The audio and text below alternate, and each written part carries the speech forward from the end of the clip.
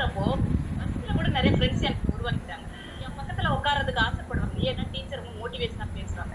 எதுக்கு டீச்சர் எல்லாத்தையும் தூக்கி போட்டு போங்க, நடக்கிறது நடக்கும் அப்படின்றாங்க. பள்ளிக்கூடத்துக்கு போனா கூட நிறைய ஆசிரியர்கள் இன்னைக்கு சொல்லக்கூடிய விஷயம், அட என்னம்மா போங்க, காலையில எப்படி அந்த சலிப்போட ஆரம்பிக்கிறப்பல கூட அப்படி தட்டி கொடுத்து நல்லா கொண்டு போட ஒரு ஒரு மோட்டிவேஷன் ஸ்பீக்கராவும் பள்ளிக்கூடத்துல சரி எல்லாருக்கும் நான் இருக்கிறேன் அப்படிங்கும்போது இந்த இடத்துல நான் பெருமையா சொல்லிக்கிறேன். இதுக்கு ஐயாவோட சில வார்த்தைகளை நான் எனக்கு எழுதி கூட வச்சுட்டேன். ரொம்ப ரொம்ப பிடிச்சிருந்தது.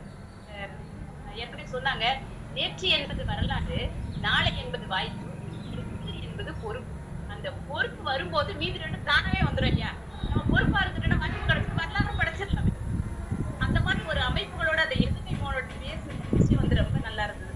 அதுவும் போல அந்த பூஸ்ட் அதை இணைந்து கொடுக்கிறது, சங்கமியங்கள் எல்லாரும் சேர்ந்து சங்கமியங்கள் என்று சொன்ன மாதிரி மிக மிக அருமையாக இருந்தது.